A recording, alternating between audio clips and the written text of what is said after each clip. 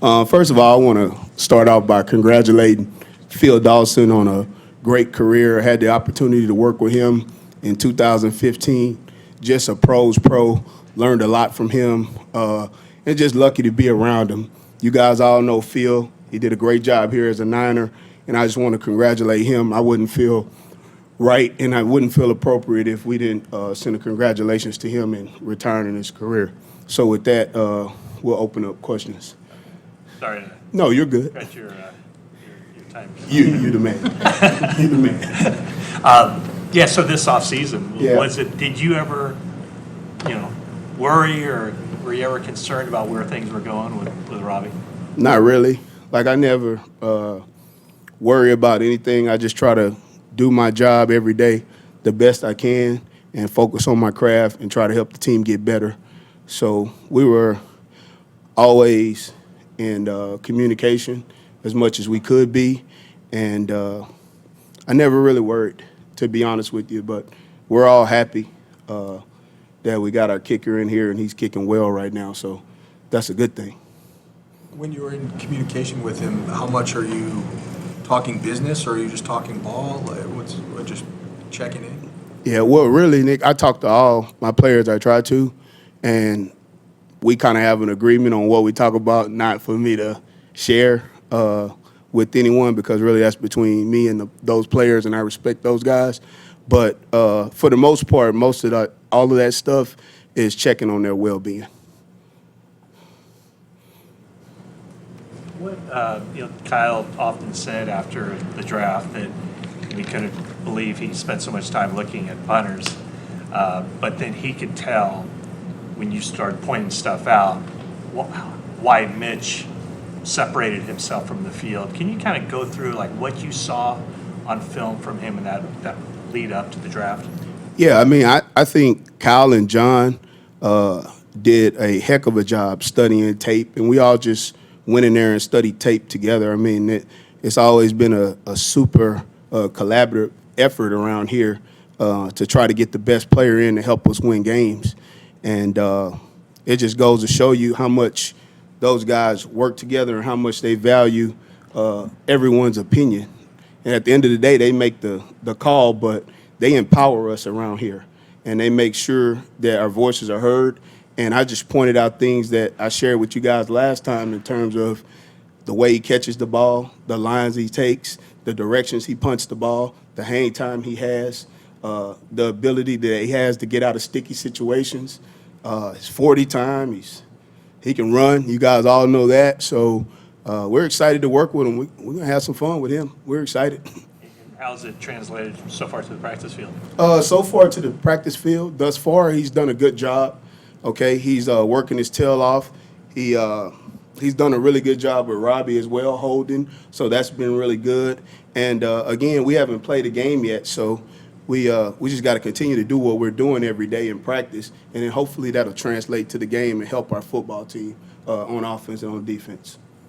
How much does that excite you, just having an athletic punter, knowing that if you want to get tricky, you have that option? Yeah, it fires me up, to be honest with you. So I'm very fired up about it, and I think our team's fired up about it. But again, Mitch has to go and prove that he can do that. He hasn't punted in a game yet. All right, he'll get some exposure and be able to punt against Dallas, and that's the next game we have, or the first game we have. So we'll see what happens there. And until then, we're working every day. It seemed like yesterday some of the punt returners who were fielding his punts had a little bit of trouble. What do you attribute that to, just about the way he punts that makes him tough to catch? Yeah, Chris, you'll hear guys talk a lot about him having a lot of different clubs in his bag, and he does, meaning that he has a lot of different balls that he can kick. I'm not going to get into the specifics of each ball that he has just because we'll let our opponents figure that out. But he has balls that he can kick that fall different ways that could give a returner the illusion that it's going one way and that it will go a different way.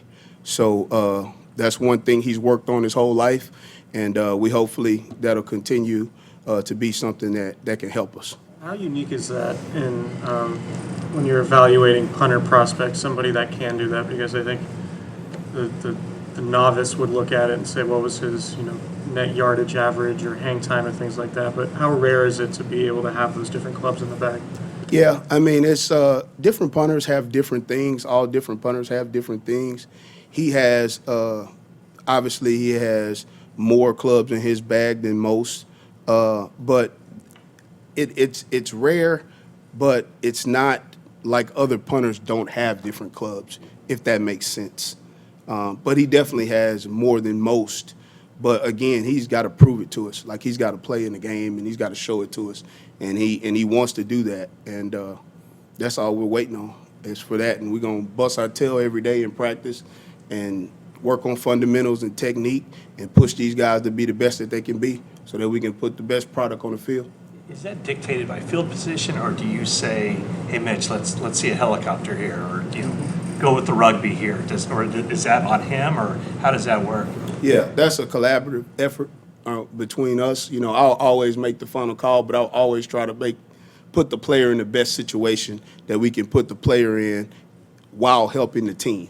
So it just depends on the situation that we have on the field. What are the wind conditions? What returner are we playing? What balls does he struggle to catch? Things like that are all the things that Quan and Clay and I study on a daily basis going into the game plan. What have you seen from that return group, and especially Dante, a role that he had a lot more in college? Yeah, what I've seen from those guys is a fierce competition right now in terms of those guys going out there trying to get it. So we got Trent, like I said, we got Dante, we got DJ, we got Richie. We got a lot of different guys in there, and the fun thing about this is one day one guy does a good job, and then the next day the other guy steps up and does a better job, and then another guy steps up and does a job. And I think, again, what I spoke to earlier about Kyle and John and the way they built this football team, it's not just at that returner position. Now it's at other positions, all right? And we just got to keep working, but it's fun to see. It's fun to see. But, again, we just got to all keep working. I mean, it's 31 other teams. And we just got to keep, staying to the grind and keep working our tail off and see if we can't put together some wins. Back on Mitch for a second. It seems like a lot of the guys that have all the clubs in the bag, or many of them, are those guys, the Aussie Rules guys. How early did you start tracking kind of that evolution of those guys trickling their way into college and then now into the NFL? In terms of when do we start looking at them? Yeah, or when did you kind of become aware that, hey, this is becoming kind of a pipeline for punters to make their way to the NFL and have different, ideas of the way they punt? Yeah, I mean, I know you guys are all aware of the pipeline that they have coming now and what they've got going, and those guys have done a tremendous job helping guys like Mitch and Dixon and all those guys there. But really, the scouts are the ones that do the work on the front end. We don't really get a chance to look at those guys until it's the upcoming draft of that year. So those guys are working their tail off. Guys like Reggie Cobb, rest in peace, guys like him, who's working his tail off, guys like Justin Chabot, all those different guys that work on the road. Josh, we got a ton of scouts that work on the road that go out and identify those prospects, and then they bring them to us, and then we just sit in a room and we all just watch tape, and we all just give each other's opinion, and it's been great. So the credit goes to them first, and then I kind of get them. But I guess to answer your question, the last 10 years or so. You keep tabs on, like, you see a guy like Dixon, for instance, in Seattle, and say, boy, it'd be great if we could get a guy like that. And then you talk to your scouts and they say, hey, here's a guy who might follow that. Is it that deep? What it is they bring us a list, and then we do our homework as well. We bring our list, they bring their list, and then we just kind of put it together. Yeah, but obviously that kid has done a great job, and I'm not going to compare Mitch to Dixon because Dixon is a different player, and Dixon is the first guy to make a Pro Bowl as a rookie in 33 years. It hadn't been done. So he did a hell of a job in Seattle, and the good thing is, we get a chance to play him twice a year, so I'm excited about that. Richard, Dante was a fairly legendary punt returner in college. We didn't really bust loose in that role last year. I know he was injured, a lot of stuff went into it. But in your estimation, why wasn't he as effective as a punter? Yeah, I wouldn't say Dante wasn't effective as much as he didn't have as many opportunities that hopefully that he'll have this year. So we've just got to get in there, and like I said earlier, guys, we got to catch the ball. All right, that's number one, take care of the football and secure the football to give it back to the offense. That's our number one job. And then we got to do a better job blocking. All right, if we can create more space, all right, up front, then you'll see Dante break free just like you saw Trent do the year before when Trent was in the top 10. He did a heck of a job too. So How does that work as far as, if Dante's an every down player, he's out there all the time, is Kyle going to pull him back away from you? yeah, Kyle's philosophy is put the best player out there that helps us win. So I don't know of him to be any other way than wanting to win games. So if Dante's the best, then he'll want Dante back there. If Trent's the best, if whoever's the best, DJ, Richie, we can go down the line. Kyle Shanahan is interested in one thing, and that's winning football games. And that goes with players and coaches. All right, a lot of us have known Kyle a long time. Only thing he worries about is football games and winning. That's his number one goal. So I hope that answers your question. And I mean, the same kind of goes on the kickoff side. I see, Breeda's back there a little bit more this year, whereas during the season he was carrying a lot of the load. Running wise, what's it like to have him back? What kind of skills does he bring and potential to contribute as a kick returner this year? Yeah, I like Breida as a kick returner. Obviously, we like Richie James. He sprung in to action last year and made some great plays. I mean, that's the thing about this team where we're fortunate that we have guys that we can use, different guys. I mean, it's just a credit to the scouting staff, again, to go out and be able to find those type of guys. So I'm excited about it. What I focus on now is the front line and the blocking. I want to block because I know we got guys that can return. I mean, that's not a concern when I go to sleep at night. How is Mitch on kickoffs? Yeah, Mitch is doing well on kickoffs. Obviously, Mitch kicked off in college, okay? But, again, we're in a fortunate situation there because we got two guys that can kick off, all right? Robbie can kick off and Mitch can kick off. So everyone else in the league is going to have to figure out who that guy is going to be. But we know that Robbie is going to do a good job when he kicks off, and we know that Mitch is going to do a good job when he kicks off.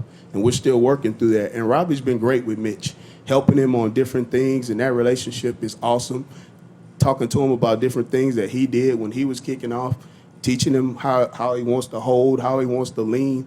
And right now, those guys are hitting the ball good. But, again, we haven't played yet, so we just got to continue to work every day. I mean, we got a saying around here where we live in the future and say the only easy day was yesterday. And that's what I told them in this meeting room today where you guys are sitting. This is where we have our special teams room. And basically we got to stack days. Yesterday's over. The only easy day was yesterday, and we got to push forward today and make sure that we better today than 31 other teams to make sure we get an edge. All right? And that's the way I approach them. That's the way I look at the game. What was the reaction of some of the people in that return group? Were they at all surprised by just the hang time or the movement on some of those punts Mitch has? Yeah, a lot of oohs and ahs, on some of that stuff. But, again, he's got to do it in a football game. So, we hadn't played a game, and he's still a rookie. So he's doing well, and he's got some talent, obviously, or he wouldn't have been drafted where he was drafted. But, again, he's got to put it on the field, and we're excited to see him do that, and we believe he will do that. A couple more guys? Safe to say that you guys are going to use both kickers in kickoff, kind of alternating or situationally? Yeah, I'm not saying we're using both of them. I'm saying we can use both of them because we have two guys that can do it. So that's just the thing. Robbie's always working on kickoffs. He's always done that in his career, and he's always been a pro in everything he does. So he wants to work at his craft, and it's just good that Mitch is around him, and those guys are working good together. We got a good room right now, and it's been awesome. You mentioned earlier how they empower you guys to have a voice around here and be heard. I'm just curious, when you get to cut down day, a lot of times those kind of last few roster spots are generally your area. Can you just kind of take us through what cut down day is like for a special teams coach and giving input on the final roster? Yeah, well, really this is my only experience as a cut down day. As a coordinator, I have other experience when I didn't have a say or anything like that. But really, we just give our opinions, and we do that almost every day. So it's really no surprises like when you get down to cut down day. And the good thing is we don't have guys on this team where we pin him in one area and say he can play special teams only or he can play offense only. That's not really our philosophy. A guy's got to be able to do both. And fortunately, we have guys around here that can play on offense and they can play on special teams. They can play on defense and they can play on special teams. So it's usually whoever is the best player for the team. I hope that answers what you're asking. Yeah, I was just curious because Yeah. they always say it's like the last few roster spots, kind of special teams can kind of be the tipping point. So I didn't know if your input might be the thing that pushes something over the edge on something. Yeah, I don't think of it like that. I think of it like not being the last thing. Sometimes it's the first thing. With a guy like we all know Raheem Mostert's a good special teams player, so it's not necessarily special teams that pushes him over the top. He ran the ball well in the night games too. And Kyle wouldn't have had him around here if he didn't think that he could run the football too. But that's just an added bonus on top of Raheem's resume that he's a really good special teams player too. The more players we have like that, because guys are going to get hurt, they can play on special teams, they can play on offense, they can play on defense. I mean, that's how we try to do it. So. All right, guys. Thanks, Coach. All right, thank you guys for your time. Appreciate it. Yeah.